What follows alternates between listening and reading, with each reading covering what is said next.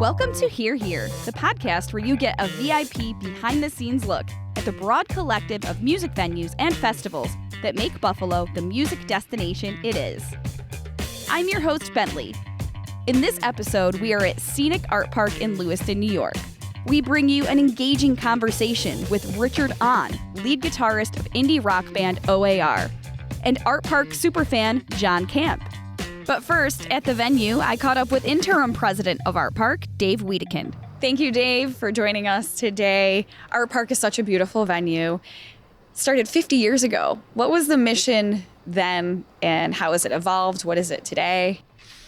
Well, Artpark was originally conceived in the early 70s to be kind of like Western New York's version of a SPAC in Saratoga. So the original purpose was to really kind of to celebrate all of the arts.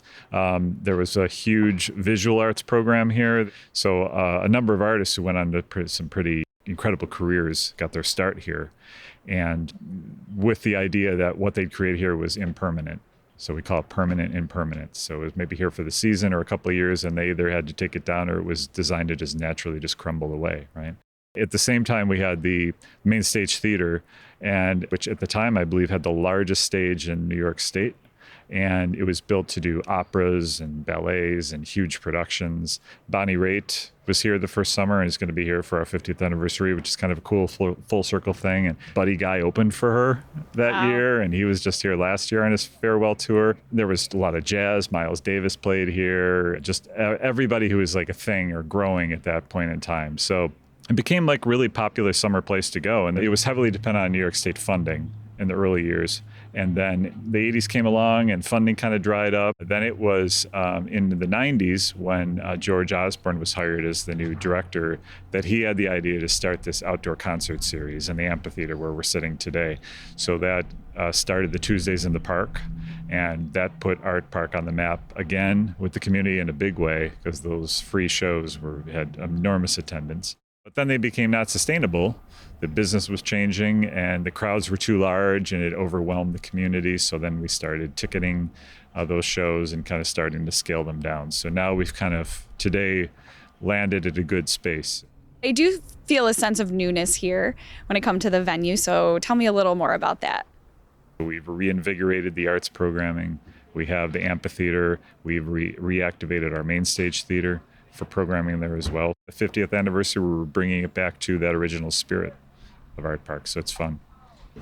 What type of experience is it for musicians? Have you heard people talk about it? Have you had musicians on stage talk about it in other ways? The musicians love it. A lot of them will come and they've never even heard of Artpark before, but they're so taken by it. Bruce Hornsby was particularly struck by this. He's like, I didn't even know what Artpark was, and now I want to come back. You know, the Tragically Hip played a lot of legendary shows here, and I've heard that they were so taken that there were like band members who wanted to buy a house in Lewiston. Like they just loved it here so much. So it does have that kind of effect on people. It's a gorgeous day today, but if you hit a show at the right time, you can even see the sunset behind the artists over the gorge. I don't know what it is about the sunsets here, but they're like showstoppers when we have a clear day. And a lot of times the bands will stop and they'll catch out of the corner of their eye and they're like, wait, is everybody seeing this? Yeah. You know, and it really is like a spiritual experience. One thing that sometimes gets lost in all the excitement and attention of the concerts and the big events is that we're a park. We're a 150-acre park, and you can come here 7 days a week and walk the trails and just enjoy being in the spaces and bring the family, have a picnic. But also there's a lot of amazing art and creative experiences that are happening during the season. How important it is that you have the dichotomy of the main stage theater and then the amphitheater?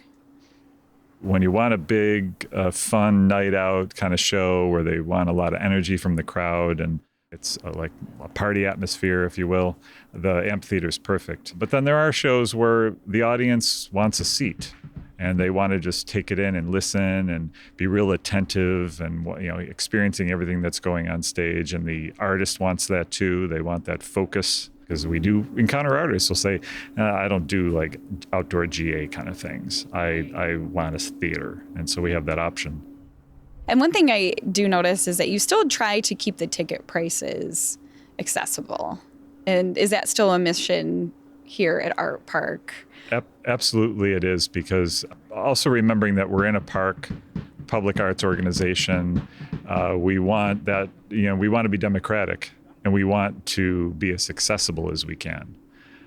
So we make a conscious effort to try to keep affordable tickets for many of the events whenever we can, with understanding that everything is getting more expensive. So we're always having to work with that. But I hear from a lot of people that are really happy that we're able to keep, our outdoor shows, the majority of them are like $20 for a general admission ticket, which is really, in the scheme of things, is quite a deal. And your lineup each year is representative of multiple genres. We like to mix kind of the old and the new. We're thinking about growing our next audience. For as popular as the Tuesdays in the Park series was, in its heyday, it was primarily a classic rock series. It drew a lot of people, but it was kind of drawing the same people every week. So for an arts organization, that's not growth. So we've made an effort to try to engage, still think about our 65-year-old fans and what they're interested in, but then also think about our 18-year-old who has never been to Artpark and what happens there. And so then get them in and have them, create their own memories and experiences here. I know I've seen some memorable shows here. I think about Jack White being here and, talking about Flaming Lips and, and the bubbles. What are some of the shows that pop out in your mind? Well, there's so many. I'm blessed that I can see so much here. But personally, because I'm such a big fan anyway, and I was before, the Tedeschi Trucks Band shows are always great here, and excited that we're actually going to have them in the theater this year. And the simple reason for that is that they're too large to fit on this stage anymore. So we needed to look at another space. Otherwise, they wouldn't be able to come back. Flaming Lips shows are great. My Morning Jacket, the two shows that they've done here, people just keep talking about. And there's because that is a perfect example of a band connecting to the environment they're in and to the audience that's gathered, and it just really becomes a special experience. And in fact, the first show still gets talked about a lot because Lizzo was the opening act that year, and no one had any idea who this woman is, and she seemed totally out of left field, and look at her now. Yeah. I think sometimes I've had experiences that stick out to me, sometimes had to do with things that on the surface really weren't that great. We had some weather coming in. We were dealing with rain kind of stopping and starting a show. And I can remember one time we had Government Mule here, which has always been a popular band here, but Lucas Nelson opened, and he's Willie Nelson's son, and he's really building quite a career. And after one rain delay, Lucas came on and played like a Hurricane by Neil Young, and then they finished. And then Government Mule came on, and then they had to leave because there was lightning within 7 miles, and we had to pull the plug on things. And then the show got shortened, and then so they packed their encore into their set, and they just never stopped. And for the people who stuck it out, they were rewarded with just a show they will never forget, because the band, and then they brought Lucas out, and the band's played it's the last show they're ever going to play. Yeah. It was really crazy. So I encourage people, if you're in, it doesn't happen that often, but sometimes the shows where there's threat of rain or it rains and we have to start and stop, sometimes you're going to be rewarded with the most amazing things. So deal with being a little wet maybe, but just relax, and we do our best to get the show back on, and artists rise to the occasion. And you have a very dedicated staff here, and there are a lot of volunteers here that have been here for quite some time. What keeps them working every show all summer here at Artpark? I know, they amaze me. Their energy and their commitment to it, especially as a number of them are getting older and maybe this music doesn't speak to them and it's not all their favorites anymore. But they're a really cool bunch of people, because a lot of them actually are really open to new experiences. I mean, they are our front line, right? And they're very welcoming, and they just believe in Artpark, and they see the role this organization plays in their lives. What do you think keeps bringing fans back to Artpark? The Artpark experience is different. I always say you could set up a stage in a parking lot anywhere and put a great band on it and people would come or whatever, but it's not going to be the same as being in this setting. And there's a shared energy here. The experience is what brings people back. Sure, the band is a draw, and that's a big factor if they're going to buy a ticket or not, but they would choose to come to Artpark over other venues sometimes because they just love being here. What is your vision for keeping this art park? You know, the different kinds of arts, different kinds of music. What do you see for that? For a number of years now, we've been very focused on international artists, which has been really cool. But I do think that there's an opportunity to bring more local artists back into the fold, New York State, regional, and give them a space to create and have an art park experience. Especially as we look at the 50th anniversary. And obviously the world has changed, the public's changed, tastes change constantly. So you've got to stay nimble. You can't get too invested in one thing. So I think keeping the focus on not trying to be everything, but know that you serve different audiences. You have people who love the concerts and they will only come here for the concerts. You have other people who love to just come here for walks. They love to just like sit under a tree and draw. That's great too. So keeping in mind that we serve a public, and to people in Lewiston, this is like their park. It's like their backyard, right? I know I've heard you in the past compare Artpark to a Red Rocks. What would you say to somebody maybe thinking about traveling here? Oh, good question. I think if you're looking for kind of like a cool vibe, you know, the Amphitheater is a space. If you're a theater person or enjoy an indoor experience, we have that too. If you like a small jazz concert for 50 people, we do those as well. So we have all these different stages, and I just encourage them, get here early. Use the time to explore the grounds, get in, walk around, check out our art installations, because throughout the park we have art there. So take that in too, and plan to have dinner here. Just, you know, make it a day. Yeah. It's the best thing you can do. I think that the thing that drives me the most is that moment when I'm in the venue as the crowd's coming in and you can feel that anticipation. And then that moment when the curtain goes up, so to speak, and you think about all of the people that you work with that all have a role in making that happen. And I really believe what we do is so important to people's lives and makes for a much better life when you have the arts and culture. And I feel it's a responsibility to keep that going. And because it's changed my life and it will change people's lives for many years to come. Well, thank you for taking time to talk with us, Dave. You have an exciting season ahead, as always. Thank you. Coming up is John Camp, an Artpark superfan. He's been attending concerts for decades, and now, because of his love of live music, actually serves on the Artpark board. Hi, John. Thanks for joining us today. Thanks for having me. So when we were in discussions of who we should have as part of this podcast, your name was instant. It wasn't even like a second when we were talking about a fan of Artpark. What do you think draws people to the programming, and what is important for you to make sure is preserved in the programming? Well, I think number one is diversity. Certainly back many years ago, classic rock was kind of, you know, the cornerstone of the outdoor shows that when it really started to get big. But we also, you know, made sure that we had a wide variety of, you know, blues, New Orleans, you know, Cajun, anything. I remember seeing Richie Havens here. I got to meet him. That was a thrill. So I think it's the diversity and to try to bring in, you know, different audiences is what makes Artpark a special place. One of the things. Yeah. And you go to a lot of shows, I've heard, and are a show aficionado, maybe? I do like to go to a lot of shows. And you keep track of them in a spreadsheet? Yeah, for the summer. I mean, there's so many shows I want to go to, so I put them all in a spreadsheet and I mark the ones I have tickets for and the ones I may want to go to if I have free time. So yeah, I've got my spreadsheet every year of shows I want to go to. What have been some of your favorite shows here, or some of your favorite memories as far as being a patron at Artpark?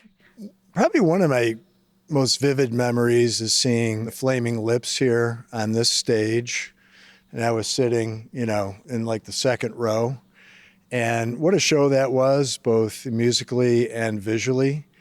And I don't know if you're at that show, but, you know, Wayne Coyne, the lead singer, he got inside this big plastic clear bubble. Right? Yeah. And he went walking out into the audience, you know, and they were supporting him. That was an amazing show. One of my favorites. Yeah. I've seen them out at they've been in both, right? In the inside and Yes, outdoor. and they'll be back this year doing the 20th anniversary of their album that they did originally here.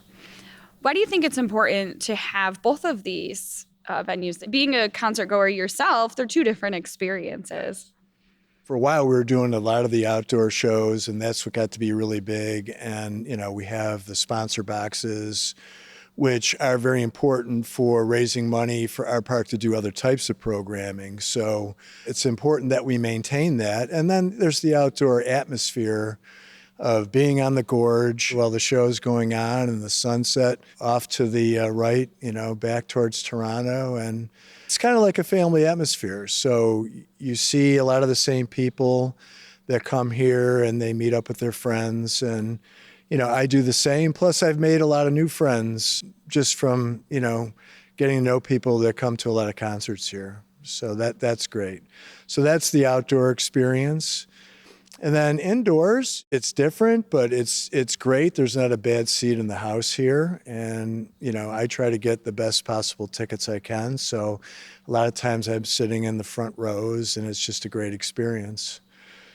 For the amphitheater, I usually do standing in the front of the stage, because I like to get up really close. Yeah. Well, especially if you go to all these shows, you're probably pretty experienced at what you want to see and where you want to. Yes. And the sight lines in both are really great. Yeah, they're amazing.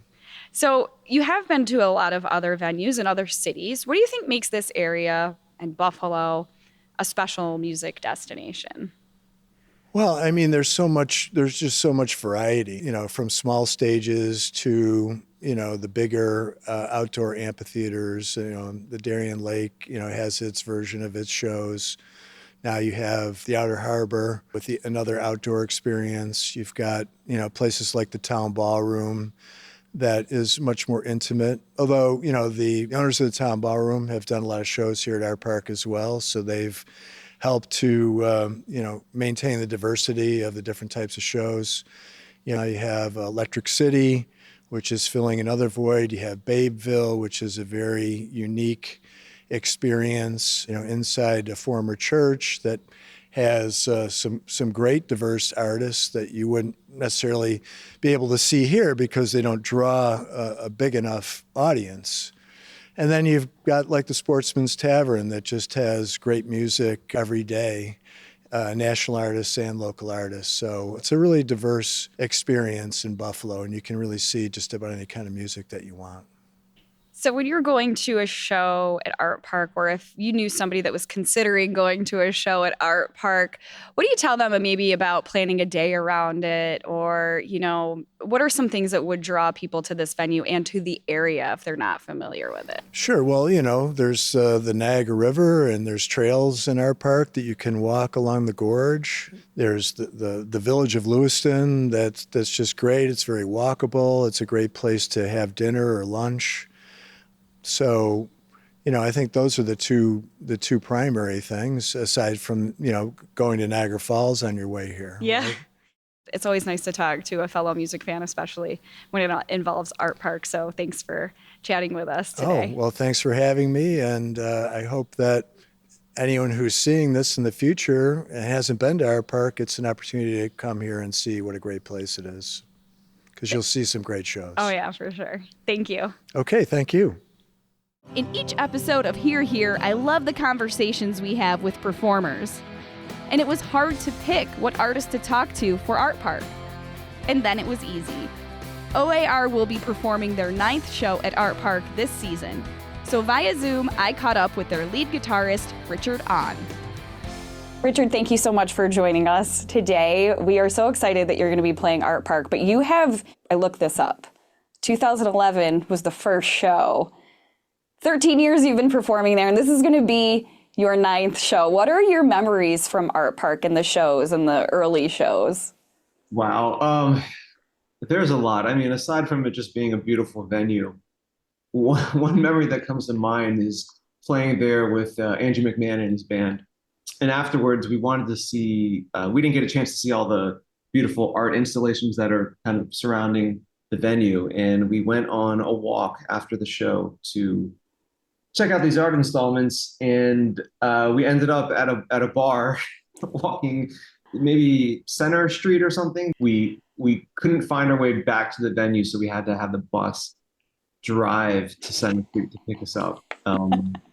There may have been some drinks involved, but that's one of my fondest memories, cruising through the park and stumbling upon Center Street. That area definitely sucks you in, for sure. What role does the area play in your performance and that scenic beauty, like being in front of the Niagara Gorge? Sure. I think the ambiance plays a huge role in the inspiration and being inspired to play at the venue. And I think anything that's outdoor and just has a beautiful setting is something that, I think our band gravitates towards and that we feed off of. I think the first time that we played there, we didn't know where the stage was set up and what was the surroundings around us until soundcheck. And I remember looking over behind the stage, and there's this giant cliff gorge with beautiful river running through, and there was like a riverboat like zooming around with people giving rides. And I knew right away that was going to be a special place, and was hoping that we could continue to play there, which we have. But that really kind of sets the tone for the day, I guess you could say. Everything leading up to the show is really important, how you prepare for the show.